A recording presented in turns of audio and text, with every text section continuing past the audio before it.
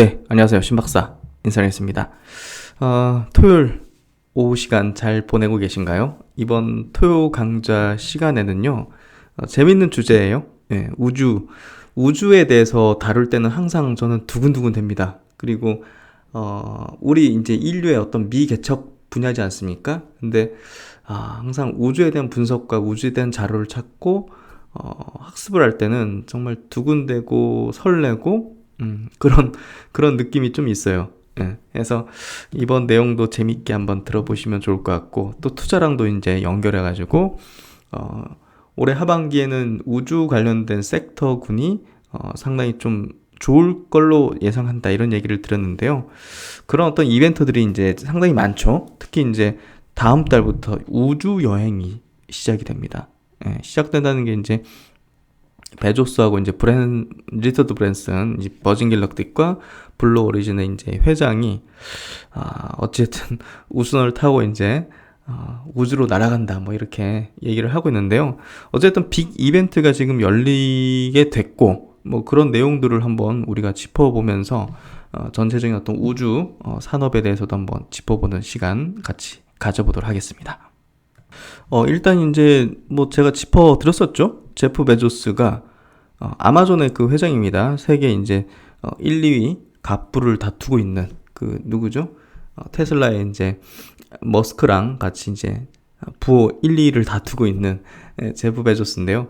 블루 오리진 이제 자기 회사가 이제 만든 그 우주 항공 회사죠.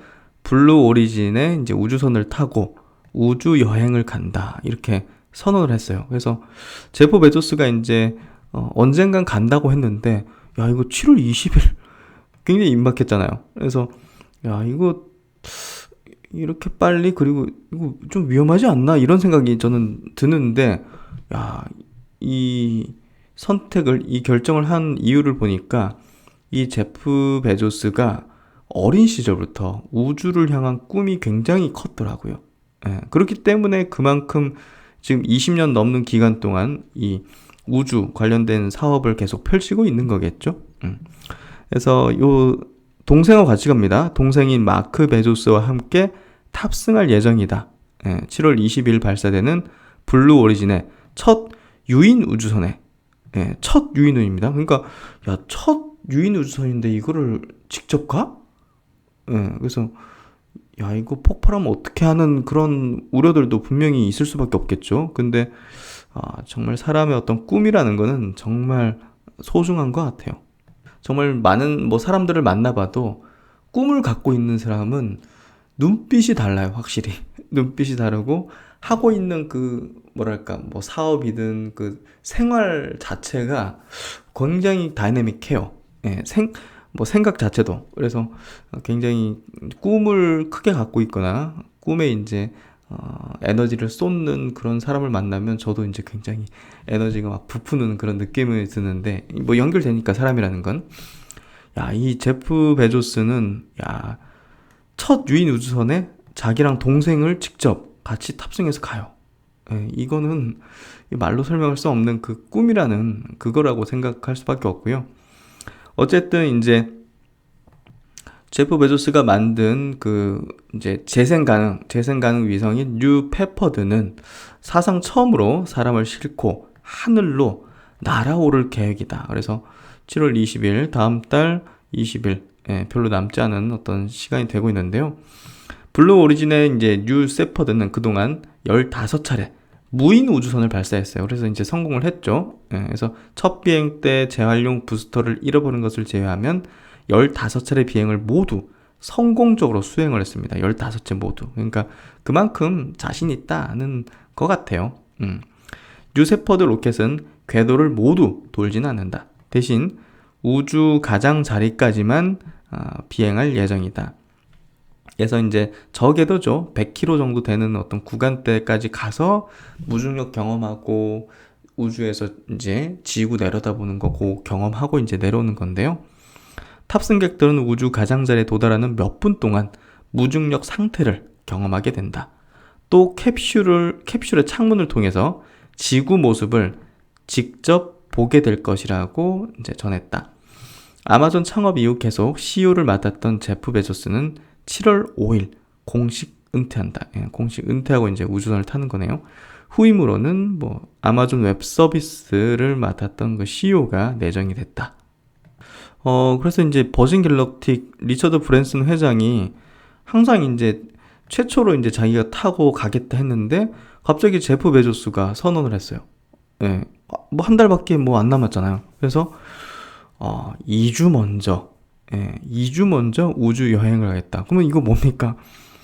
7월 초잖아요. 7월 초. 예. 상식적으로 이제 7월 20일인데 14일 빼면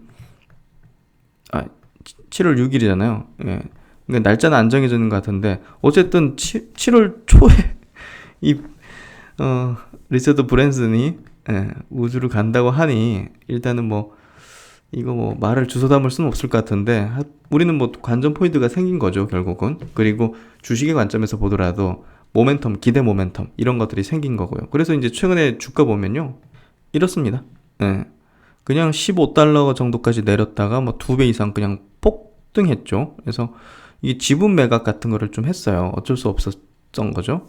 그래서 이제 이렇게 좀 많이 밀렸고 정말 처참할 정도로 이제 내려왔는데 이거 기대감으로 지금 올라가는 것 같고요. 뭐 결국은 이제 성공 여부나 이런 부분들이, 그리고 우주 여행 상품의 어떤 상용화 이런 부분들이 이제 주가에도 중요한 포인트가 될 것 같고요. 이제 우주 여행의 시대가 7월부터는 개막할 걸로 보여지기 때문에 이 관련된 어떤 종목군들에 대해서는 좀 기대감 측면의 어떤 흐름이 전개될 것 같아요. 그래서 내용을 좀 보겠습니다. 일론 머스크의 스페이스X는 물론 제프 베조스보다 2주 먼저 우주 악에도 여행을 할 것이라고 호언했다. 그 저궤도 쪽이죠. 그의 발언이 사실이라면 브랜슨은 오는 7월 4일, 이게 살이 있군요. 유니티 우주선을 타고 우주 여행을 떠나고 베조스는 블루 오리진의 뉴 세퍼드 우주선에 7월 20일 탑승하게 된다. 그래서 이거 바로 그냥 자기가 타고 가는 거잖아요, 지금. 그래서 연말쯤 아마 생각하고 있었을 텐데 최초라는 어떤 타이틀을 자기가 갖고자 하기 때문에 뭐 결국은 7월 4일 우주선을 타고 아마 가는 걸로 지금까지는 뭐 예상이 되어지는 것 같고요. 지난 7일 제프 및 마크 베조스가 수백만 달러짜리 우주선 좌석에 경매 낙찰자와 함께 우주로 발사될 것이라는 발표가 있기 전에 버진 갤럭틱은 브랜슨의 비행 계획을 세우기 시작했다. 근데 발표는 좀 늦었네요. 우주개발 삼총사인 베조스, 브랜슨, 머스크는 모두 1969년 우주 경쟁에서 미국이 러시아를 이겼던 첫 달 착륙에서 영감을 받았다며 새로운 우주 경쟁에서 선두가 되기 위해 총력을 기울이고 있다. 새로운 최초 타이틀을 따기 위한 것이다. 이를 위해 3명은 각자 우주회사에 수십억 달러를 이제 쏟아붓고 있다. 그래서 이제 일단 뭐 7월달 그 베조스하고 브랜슨의 이제 우주 여행 최초라는 타이틀 경쟁이 벌어지는데요. 버진 갤럭틱 같은 경우 지금 우주 비행 티켓 25만 달러, 뭐 3억 가까이 되죠. 요거 티켓 벌써 이제 600건을 이제 넘어섰다는 그런 내용까지도 좀 나왔고요. 그래서 이제 그동안 버진 갤럭틱의 우주여행 어떤 테스트는요, 2018년부터 시작했는데요. 요때는 이제 점화가 안 돼서 이제 비상 착륙을 했었죠. 그리고 이제 2019년도 2월 달에 이거 다 이제 모하비 사막, 캘리포니아죠. 여기서 했네요. 요거 이제 성공했죠. 요거 이제 그래서 영상 그때 보여드렸었을 거고, 또 이번에 5월 달 연기 끝에 했는데 성공했죠. 조종사 이제 2명 탑승했고, 그러면 이제 민간인 데리고서 가는 거 테스트를 하거든요. 그거를 지금 7월 4일로 잡아가지고, 그게 다른 사람이 아니라 지금 브랜슨이 간다는 건데, 뭐 일단은 뭐 그렇게 선언을 했으니까 뭐 그 기대감은 좀 불 걸로 생각되고요. 원래는 한 하반기 돼야 이제 이렇게 탑승 예정 이렇게 돼 있었거든요. 그래서 그런 부분에서 볼 때 브랜슨이 조금 더 속도를 내는 게 아니겠는가, 경쟁상 이런 생각이 좀 드네요. 그리고 이제 머스크 같은 경우는요, 우주 여행보다는 사실 화성 프로젝트에 관심이 더 크죠. 그래서 나사가 이제 달 관련 프로젝트 공동 수행 이제 업체로 이제 스페이스 X를 선정했죠. 그래서 그런 부분에서 달 탐사, 그리고 이제 화성 프로젝트, 이쪽에 이제 보다 더 포커스를 두고 하고 있는 셈이고요. 화성 탐사, 그리고 식민지를 그쪽에 이제 건설하는 거에 큰 관심을 갖고, 결국은 앨런 머스크의 종국적인 어떤 목표점은 뭐 전기차 자율주행 차겠습니까? 그런 것들을 화성에 가져가서 이제 운항시키고 거기에 식민지 건설하는, 그게 이제 최종적인 어떤 목표점일 겁니다. 그래서 그런 부분에서 화성에서 죽고 싶다, 뭐 이런 발언까지 한 걸로 볼 수 있고, 어쨌든 뭐 우주 여행은 브랜슨하고 베조스가 이제 직접적인 경쟁을 하는 그런 구도다, 이렇게 좀 보면 될 것 같고요. 그 앨런 머스크는 뭐 스페이스 X의 스타쉽 뭐 5번의 도전 그때 시험 착륙 성공하면서 뭐 엄청나게 큰 우주선 있죠? 거기다가 막 위성을 막 수백 개 막 달아가지고 가는 거예요. 그래서 그런 것들을 하는 거죠. 그래서 그 달 탐사든 이런 게 뭐냐면 다 이제 결국 화성 갈 때도 엄청난 사람과 물자를 싣고 갈 수 있는 그런 것들을 테스트하는 거예요. 단순히 뭐 몇 명 우주선 태워가지고 뭐 지구 내려다보고 무중력 경험하고 그 선을 넘어서는 거죠. 그래서 궁극적으로는 뭐 스페이스 X가 우주 항공 산업에서는 당연히 대장의 위치와 가장 앞서가는 위치를 점유할 거라고 보여지고요. 그래서 이제 스타링크 쪽은 이미 이제 어느 정도 되고 있는 단계죠. 지금 1단계를 향해서 가고 있고, 이 하얗게 보이는 게 지구를 감싸고 있는 게 저궤도에 띄어져 있는 위성입니다. 지금 이제 전 세계 그 인터넷에서 쓸 수 있는 커버 범위가 지금 60%가 안 되거든요. 그러니까 그만큼 음영적이 많은 상황을 위성을 띄워가지고 2단계는 요 보시면 뭐 수만 개를 띄우는 겁니다. 이 위성을 이렇게 해가지고 향후 6G 시대, 그러니까 뭐 자율주행이든 뭐 UAM이든 이런 시대를, 그리고 전 세계 어디서나 인터넷을 사용할 수 있는 그런 서비스를 하는 게 이 스타링크의 목표고, 그렇게 해나가고 있죠. 그래서 이런 거 스페이스X의 스타쉽, 이거 굉장히 큰 우주선입니다. 그래서 요 안에다가 인공위성을 이제 엄청나게 많이 이렇게 넣어가지고 쏘는 거죠. 한두 개씩 이렇게 달아가지고 쏘는 거 아니고요. 그래서 이제 글로벌 우주 경제에 대한 어떤 전망을 해보면요, 뭐 각 기관마다 다르긴 하겠지만 엄청난 규모의 시장이 열린다. 모건 스탠리는 40년 글로벌 우주 산업 시장 규모를 1조 달러 전망. 그리고 BOA 이제 뱅크 오브 아메리카는 시장 규모를 30년에 1.4조 달러. 더 이제 긍정적으로 이제 바라보던데요. 뭐 성장뿐만 아니라 전망치 상향 속도도 뭐 굉장히 빨라지고 있다. 그래서 2007년도에 모건 스탠리가 전망했을 때랑 3년 뒤 BOA가 이제 전망했을 때, 그러니까 시간이 갈수록 이게 굉장히 빠르게 이렇게 성장할 거라는 걸 지금 전망치가 계속 올라가는 거죠. 그만큼 주식시장에서의 어떤 이 관련주들의 흐름도 그냥 느긋하게 뭐 성장 산업이니까 장기로 그냥 보유하면 되겠지, 이거에서 이거 급속도로 빨라지는 거예요.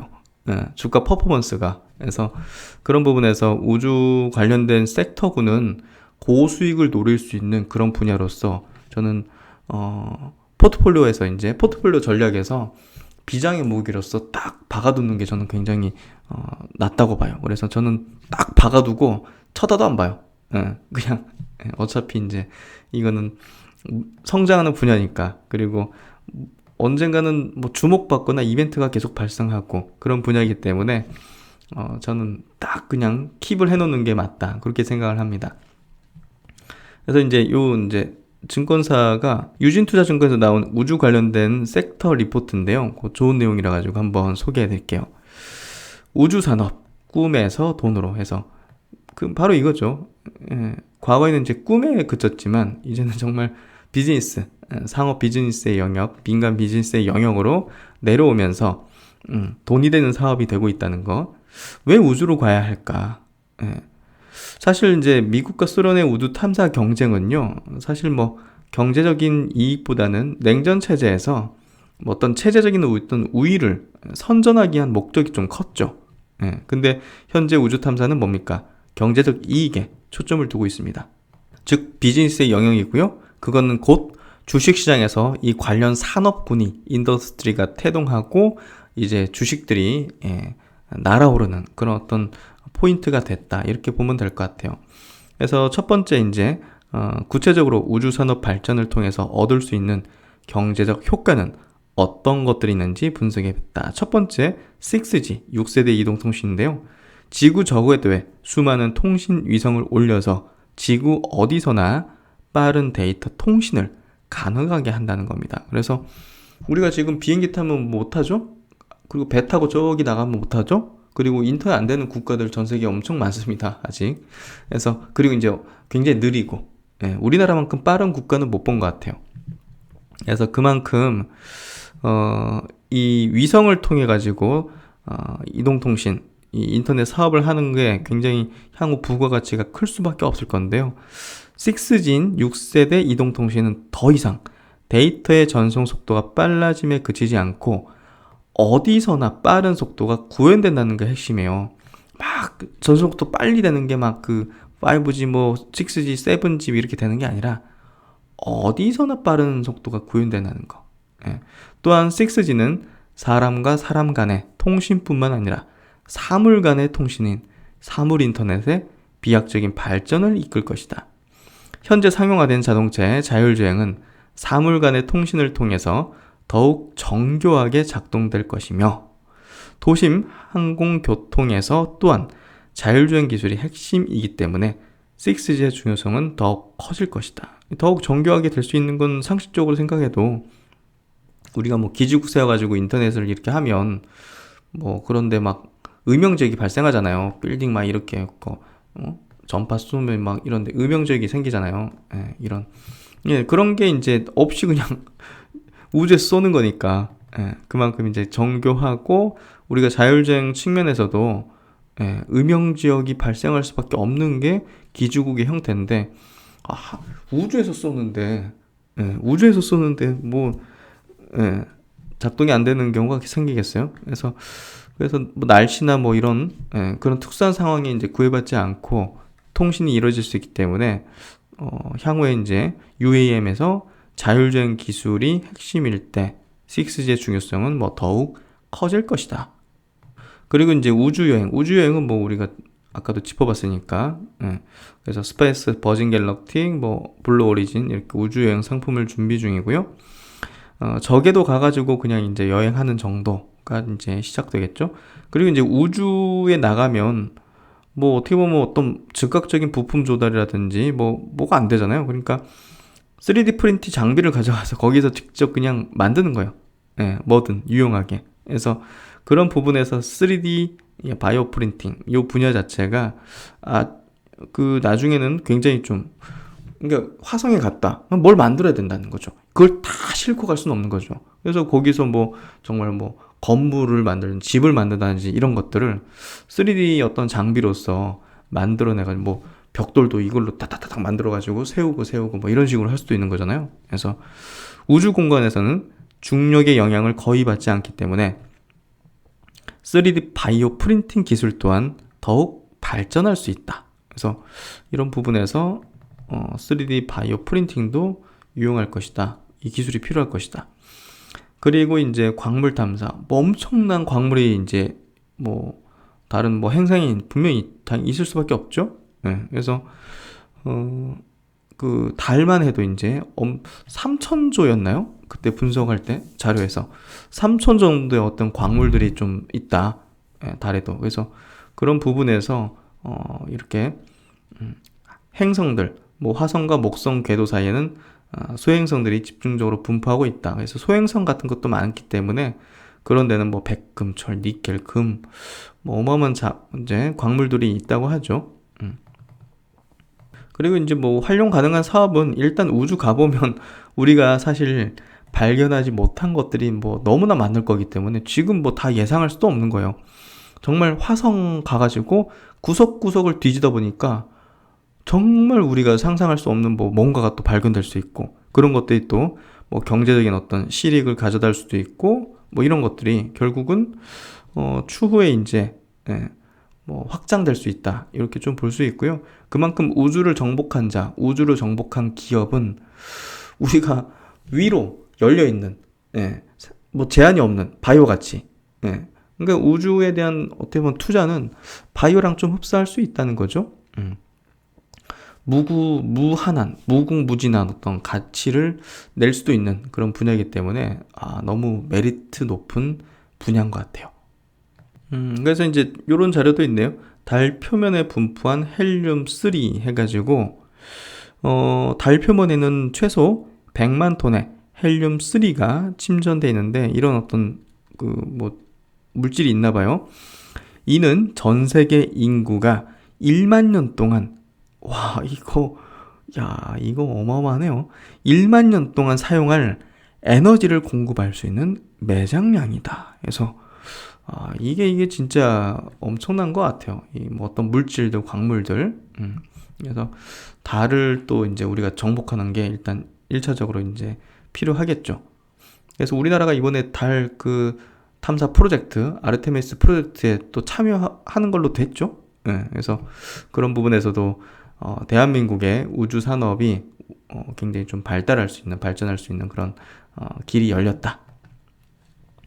그래서 이제 이런 우주 산업이 굉장히 급속도로 이렇게 빨라질 수 있었던 또 주요한 이유는 재사용 로켓의 어떤 등장이었던 거죠. 결국 로켓의 비용이 거의 뭐 대부분이었다 쳤다면 이 로켓을 재활용할 수 있다는 것 자체는 다시 착륙시켜가지고 이제 재사용하는 요거는 발사 횟수가 늘어날 때마다 고정비 자체가 크게 감소하기 때문에 뭐 발사 비용을 대폭 삭감할 수 있었던 거죠. 그만큼 엄청난 획기적인 발명이죠. 결국 기술의 진보죠. 그래서 일단은 그 재사용 로켓 발사가 되니까 뭡니까? 요때부터 되다 보니까 위성 발사 개수 자체가 어떻게 돼요? 이렇게 돼버리죠. 위성을 어마어마하게 지금 발사할 수 있는 거예요. 그래서 지금 뭐 올해 1월 기준으로 지구 궤도에 존재하는 인공위성의 개수는 3,372개. 이는 재사용 로켓이 발사된 2015년보다 약 2.5배 더 많은 수치다. 그래서 이렇게 재사용 로켓 발전으로 발사 비용의 감소, 이게 우주 산업에 대한 접근성을 높였고요. 우주 산업과 관련된 많은 분야가 이로 인해서 수혜를 받을 것이나 현재 가장 두각을 나타내는 것은 인공위성 사업이다. 그래서 지금 가장 숫자로 찍힐 수 있는 빨리 그 분야가 이제 인공위성 사업이에요. 인공위성을 이제 뭐 제작해 주는 것도 그렇고 쏘는 것도 그렇고 그 관련 부품 회사도 그렇고 그리고 이제 인공위성을 통해서 얻게 되는 그런 어떤 데이터 정보 그거를 또 뭐 판매하거나 이렇게 활용하는 그런 사업들 이런 사업들이 지금은 당장 이제 돈을 또 뽑아낼 수 있는 그런 사업이다. 그래서 이제 궤도별 인공위성을 보면요 대부분은 이 저궤도 그리고 정지궤도 한 곳에 딱 찍어가지고 이제 계속 이렇게 주고받는 식으로 하는 그런 이제 위성이라고 보면 될 것 같고요. 방송, 통신, 뭐 기상 정보 이런 것들 이게 한 560개 정도. 그리고 저궤도 200에서 2000km 사이에서 돌고 있는 거 이게 위성수가 2612개. 이게 대부분이에요 지금 저궤도 정지궤도. 지구 관측과 통신이 이제 주로 되는 거고요. 그래서 이제 저궤도 위성 이쪽이 결국은 인공위성의 77%입니다. 그래서 가깝기 때문에 중력 영향을 이제 많이 받기 때문에 뭐 공전 속도가 이제 매우 빠르다. 90분에 지구 한 바퀴 도는 겁니다. 그래서 이제 빠른 속도를 보인다는 거는 그만큼 수명이 짧아진다는 거겠죠. 빠른 속도와 더불어서 우주 입자선의 영향을 많이 받기 때문에 평균적인 수명은 3에서 7년 정도로 정지 궤도 위성에 비해서 수명이 짧죠. 그렇기 때문에 위성 업체들, 위성 제작 업체들까지도 결국은 지속 가능한 지속적인 어떤 비즈니스 수익을 낼 수 있는 분야다. 이게 자동차랑 비슷한데요, 수명이? 그렇죠? 우리 뭐 빨리 바꾸는 사람은 3년 정도 만에 바꾸기도 하고 조금 오래 쓰는 사람은 7년에서 뭐 10년까지도 쓰긴 하지만 대략 이 정도가 차 바꾸는 시기 아닌가요? 그래서 그만큼 위성 사업이 앞으로 꾸준한 어떤 비즈니스 영역이다. 우리가 좀 예상해 볼 수 있죠. 그래서 이제 이런 위성을 활용한 또 이제 비즈니스의 큰 부분이 결국 이제 스타링크 요 이제 저게도 그 인터넷 이제 사업 구축이죠. 요건데 스타링크가 이제 가장 앞서 있고 요 부분에서 아마 이제 그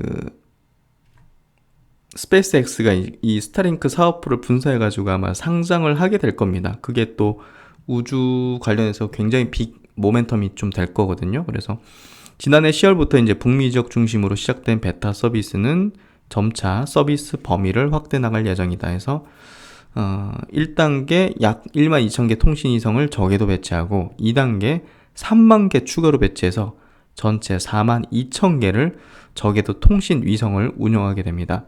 아직까지 인터넷 보급률은요 59% 정도 밖에 안 되죠. 그래서 결국은 음영적이 많다는 측면으로 본다면 이 사업은 앞으로 굉장히 유망한 사업일 거라고 생각이 들고요. 원앱이라는 또 회사가 또 그 영국 이제 회사인데 인수해가지고 그 회사가 또 요 저게도 인터넷 사업을 하고 있고 거기에 이제 국내 인텔리안 테크라는 기업이 또 그 안테나를 또 공급을 하죠. 그래서 국내에 또 기술력이 굉장히 높은 기업들이 많습니다. 특히 뭐 세트렉 아이 같은 기업은 또 위성을 또 직접 만들어가지고 수출도 하고 국내에서 또 유일하게 만들 수 있는 민간 사업자이기도 하죠. 그래서 그런 부분에서 우리나라에 있는 우주 항공 관련된 기업들이 단순히 뭐 기대감 테마성으로만 그렇게 움직이는 것들이 아니죠. 이미 기술력을 굉장히 갖고 있고 실적과 수주도 이렇게 내면서 결국 실질적인 어떤 산업의 영역, 단순 테마가 아닌 산업의 영역으로서 앞으로는 이제 우주 항공 사업을 봐야 되고요. 최근에 뭐 한화그룹이 굉장히 대한민국 스페이스 X를 뭐 이제 어떻게 만들고자 하는 그런 의지를 지금 계속 내비치면서 직접적인 추진을 하고 있죠. 그래서 한화 에어로스페이스 그리고 한화 시스템 그리고 지주회사 한화까지 그리고 인수한 세트레가이까지 정말 뭐 엄청난 퍼포먼스를 향후 낼 걸로 생각이 되고요. 한국 항공우주도 이제 우주 사업에 대한 어떤 의지와 비전을 내비치면서 거기에 에너지를 막 쏟고 있습니다. 그리고 최근에 이제 또 신규 상장한 종목이 있죠. 제노코. 예, 그런 기업도 이제 유망한 어떤 흐름이 될 것 같고요. 그래서 이제 우리나라 국내 이제 우주 산업에 대한 매출액과 추이 전망을 보면요. 2019년도 3조 2,600억 원에서 10년간 연평균 17% 성장률을 이제 기록을 할 걸로 전망이 되고요.